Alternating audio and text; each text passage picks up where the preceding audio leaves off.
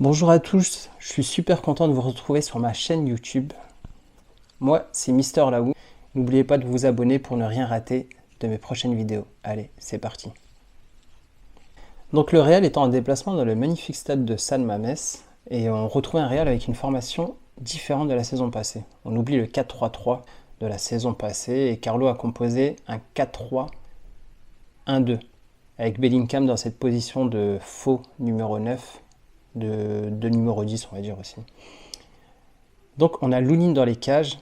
Et oui, en fait, avec la terrible blessure de Courtois qui s'est fait les ligaments croisés, on n'a pas le choix. C'est Lunin qui devra défendre les cages du Real Madrid cette saison.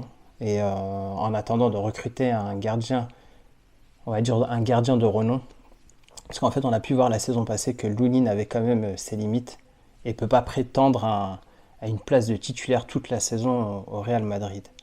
Du coup, sur la charnière centrale, on retrouve Militao à la bas. Bon, on va dire le classique. On aurait pu imaginer aussi Rudiger aussi à la place de Militao, mais on va dire que Militao, quand il est à 100%, on peut dire que c'est le meilleur à son poste. Carlo l'avait même dit dans les interviews que Militao était le meilleur à ce poste. Et on avait vu la saison dernière quand même que Militao, quand il était revenu de blessure, il avait quand même des lacunes. Heureusement qu'il y avait Rudiger. Donc à droite, on retrouve Carvajal qui portait à ce moment-là le brassard de capitaine, puisque c'est le plus ancien du Real Madrid. À gauche, Fran Garcia, la nouvelle recrue. Et en sentinelle, on a Tchouaméni. On a les Frenchies, Tchouaméni, Camavinga. À savoir que ça fait du bien de retrouver Camavinga dans une position de milieu de terrain. Parce que l'année dernière, en arrière gauche, on va dire, c'était pour dépanner. Mais bon, sa meilleure position est quand même au milieu de terrain. À droite, Valverde. Bellingham au milieu. Bellingham, on va retrouver sur ce match vraiment dans toutes les positions, vraiment en défense, au milieu, en attaque, il était partout. Et en attaque, on a Rodrigo et Vinicius Junior. Donc l'Athletic Bilbao a commencé assez fort au début puisque on a concédé un corner dès la première minute. On espère que Lunin va quand même assurer sur le premier corner. Chose faite, il fait un super arrêt. Il est sorti de sa cage, voilà, vraiment plein d'assurance. En tout cas, là, franchement, quand je l'ai vu sortir avec de l'assurance, ça m'a beaucoup assuré. Ensuite, j'ai voulu faire une capture sur Bellingham, qu'on retrouve ici, là, au niveau du milieu de terrain. Et là, l'Athletic Bilbao est en phase d'attaque. Et là, on voit quand même Militao et Fran Garcia qui essaient de récupérer le ballon, qui ont un peu de mal.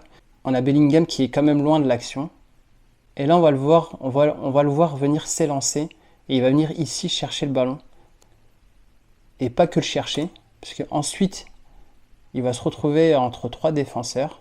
Il a quand même une solution pour la donner à Camavinga ici sur la droite. Mais non, il se lance dans un dribble.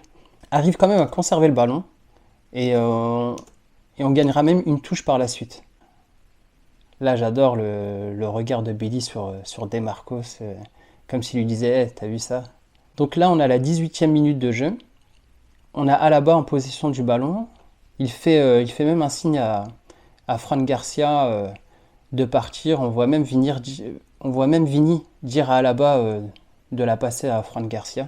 En fait, on a une belle vista d'Alaba et qui va chercher directement Vini en profondeur. On a Vini ici qui s'élance. Mais là, on va se retrouver un problème où on n'a pas de numéro 9. On aurait pu imaginer Benzema, on va dire, dans cette position qui aurait pu être là à attendre le centre de Vini, mais faute de 9.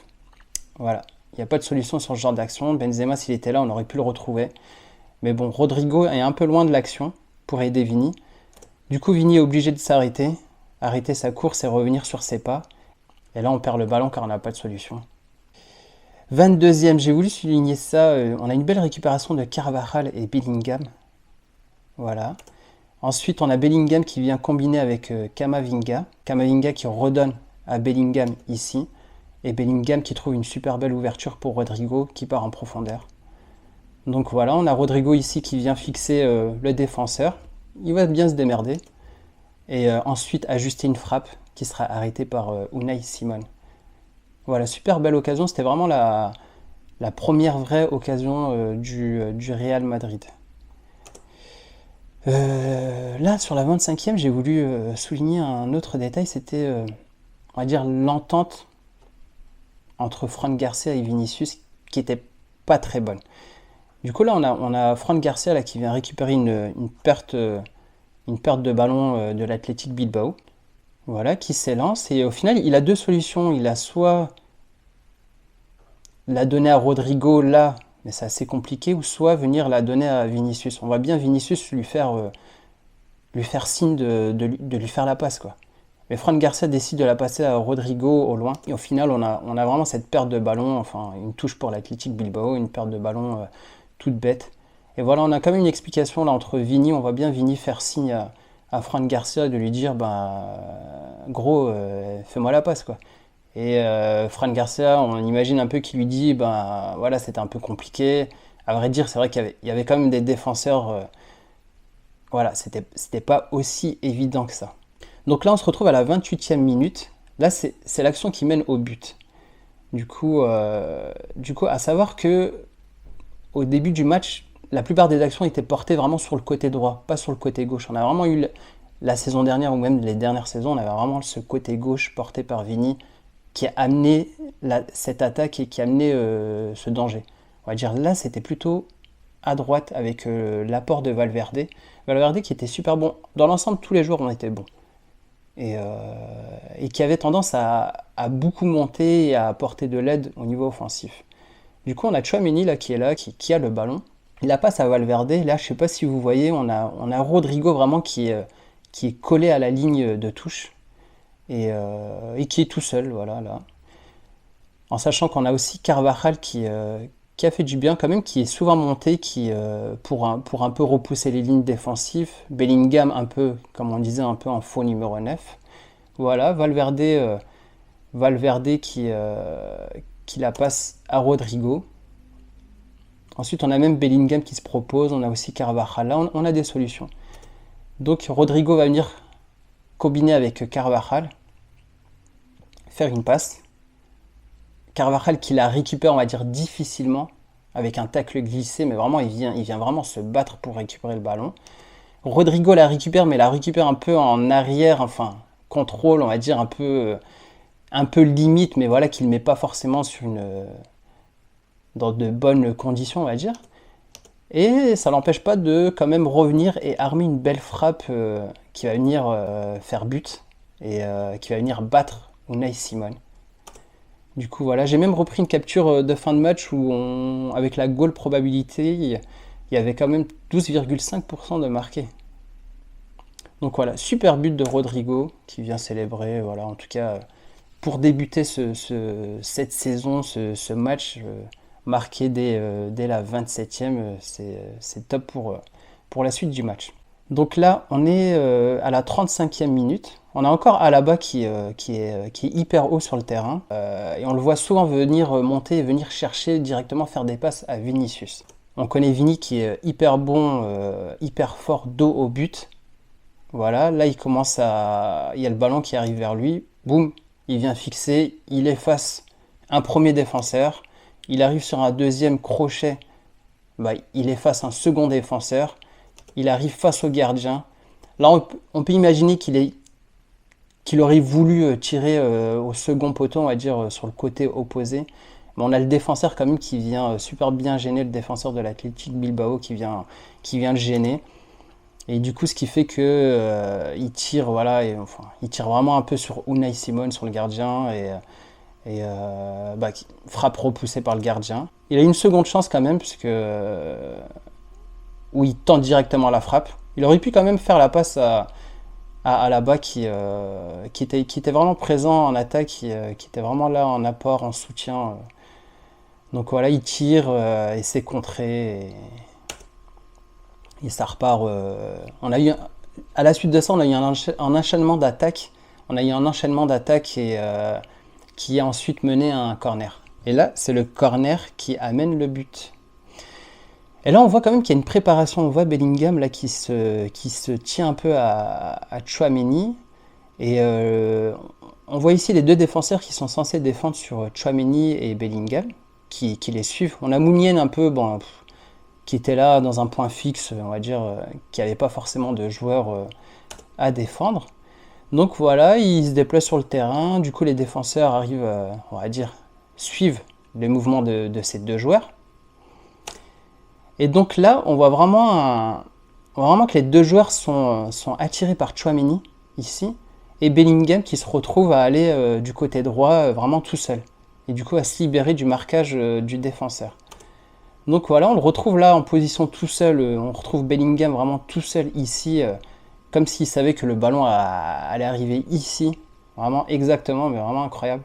Bah, le ballon arrive justement sur lui, il est tout seul, il peut frapper.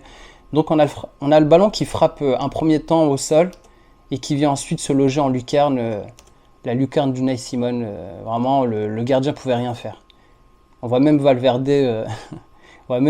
se tenir la tête en disant incroyable, quel but, mais vraiment magnifique. Franchement, pour ce premier match officiel de Bellingham, voilà, c'est...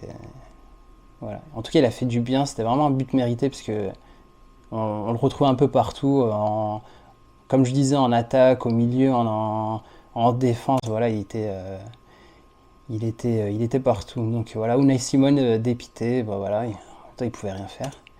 Du coup, voilà, super célébration entre les joueurs de Madrid. Et voilà, top. Mais bon. 2-0, on peut se dire voilà le taf est fait, mais voilà. En tout cas, l'Athletic Bilbao a quand même, on a quand même eu chaud parfois, mais on a eu chaud plus par des erreurs, on va dire, du Real Madrid. Du coup, voilà, là on a la 38e, on voit Fran Garcia en bas suivre un joueur, on a le ballon là qui est au milieu de terrain. Et là, le joueur de l'Athletic Bilbao qui fait un long ballon en profondeur. En attaque, on a quand même Fran Garcia, je comprends pas, qui s'arrête, on va dire, qui arrête sa course, ce qui fait qu'il est hors jeu, on va dire, il est complètement hors d'action, il ne pouvait plus récupérer le ballon. Heureusement qu'on a Alaba qui était là en couverture, qui vient récupérer le ballon, qui vient jouer avec Fran Garcia, mais Fran Garcia, faut qu'il juge aussi les joueurs qu'il a derrière lui. Enfin, ce qui fait qu'en fait, il contrôle le ballon, il fait pas attention aux joueurs qu'il a derrière lui. Du coup, on se retrouve avec une attaque hyper dangereuse parce que le ballon est récupéré par je sais pas qui c'est, numéro 20 de l'Athletic Bilbao. Action hyper dangereuse avec 3 attaquants de l'Athletic Bilbao. Mais heureusement qu'on a Militao là, qui va venir en fait couvrir la défense et qui va venir gêner au maximum la frappe du joueur. Non, c'est le numéro 30 plutôt. Voilà, arrêt de Lunin et voilà. On avait même l'Athletic Bilbao qui réclamait un penalty à ce moment-là, mais bon, il n'y avait pas faute. Donc voilà, Lunin qui fait un arrêt tranquille, voilà. Lunin, pour l'instant, il y avait rien à dire sur son côté. Il assure le coup. Du coup, la fin de la première mi-temps, on revient avec 2-0 et là, on recommence la seconde période avec un coup dur, un vrai coup dur parce que à la 48e, vraiment sur une phase offensive où on a Militao qui était monté pour amener du soutien à l'attaque. Et voilà, en fait, il se blesse tout seul, il fait un mauvais appui, en fait, je sais pas comment, enfin, il se blesse tout seul vraiment, en voulant récupérer le ballon. Et on voit cette image-là, et là on se dit vraiment que c'est une grosse blessure.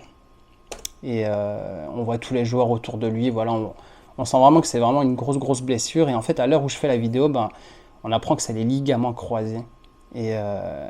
Et que du coup, Militao devra se faire opérer. Voilà, c'est un vrai coup dur après déjà la blessure de Courtois.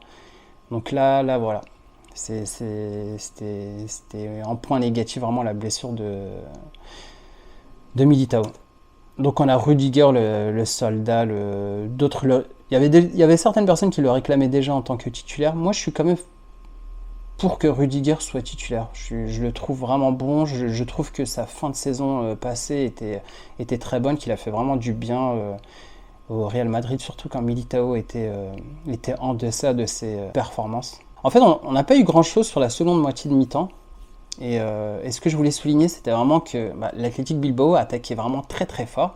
En fait, à la 72e, en fait, après un temps fort de l'Athletic Bilbao, en fait, je crois que c'était après un corner, parce qu'on voit quand même pas mal de monde là en défense.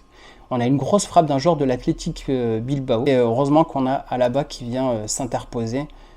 Pour moi, Lunin était battu. Pour moi, c'était but. Si on n'a pas l'intervention d'Alaba ici, sur le ballon, on se retrouve à 2-1 à 20 minutes de la fin du match, et là ça aurait été un peu plus compliqué pour le Real. 76e, on se retrouve encore avec une grosse occasion de l'Athletic Bilbao. Voilà, on a Lunin qui a le ballon. On va dire il pouvait avoir la solution à droite avec Rudiger, ou à gauche peut-être avec Camavinga. On a Tchouaméni quand même qui demande le ballon. Mais il va la donner à Kroos. Kroos qui va venir garder le ballon, temporiser. Et en fait, pour moi, il y a vraiment faute. Il y a quand même une erreur de l'arbitre. L'Athletic Bilbao récupère le ballon. Et là, on a une grosse occasion de l'Athletic Bilbao. Et heureusement qu'on a quand même Tchouaméni là qui vient vraiment s'élancer, qui vient contrer le ballon. Donc voilà, c'était quand même une grosse occasion en très peu de temps. Voilà, la dernière occasion c'était à la 72e, là on est à la 76, 77e, vraiment grosse occasion. Donc voilà, ce qu'on peut souligner après en fin de match, c'est l'entrée de Modric et de Joselu. Voilà, on a Ancelotti qui décide de sortir Rodrigo et Vinicius. Du coup voilà, j'ai mis une image pour vraiment montrer on va dire la formation à la fin. On était sur du 4-4-1-1 avec Modric en soutien à Joselu.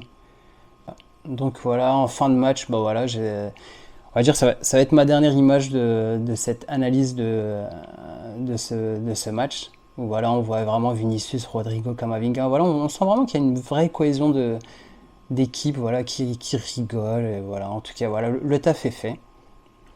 Le taf est fait. Le Real remporte ce match 2-0. Vraiment un match, on va dire un déplacement difficile, puisque de mémoire, le Real a beaucoup de mal. Enfin, pas que le Real. Le Barça ou même l'Atlético Madrid a vraiment du mal à remporter des matchs à San Mamés. C'est vraiment difficile de gagner là-bas. Donc ce qu'on peut dire en point positif, ce qu'on peut retenir, c'est vraiment, on sentait vraiment les joueurs prêts physiquement. On avait Bellingham qui était au top et MVP du match. Il était élu MVP du match. On a eu Lunin qui était quand même rassurant dans les cages, mais qui doit quand même rester concentré en fin de match, parce qu'on a vu voilà, un peu de manque de concentration. Alaba qui vient sauver. Et voilà, la passe même à Kroos, je pense qu'il aurait pu mieux faire que ça. Et en négatif, on va forcément parler de la blessure de Militao. Militao, en fait, on se retrouve plus qu'avec 3 défenseurs. On n'a plus que Rudiger, Alaba et Nacho. Donc voilà, il faudra forcément recruter un défenseur d'ici la fin du mercato. Du coup, voilà, on va devoir se retrouver à recruter un défenseur et un gardien. Donc voilà, le prochain match du Real, c'est une rencontre contre Almeria, encore en déplacement. Du coup voilà, en tout cas, si vraiment vous avez aimé cette vidéo, n'hésitez pas à commenter et à liker. Et en tout cas, j'espère que ça vous aura plu. Et si c'est le cas, franchement, je me ferai un plaisir de refaire une analyse sur le prochain match du Real, du coup le samedi 19 août. Voilà, en tout cas, sur ce, merci d'avoir regardé cette vidéo. N'hésitez pas à commenter si vous avez regardé jusqu'au bout. Et voilà, et prenez soin de vous. Allez, bye bye.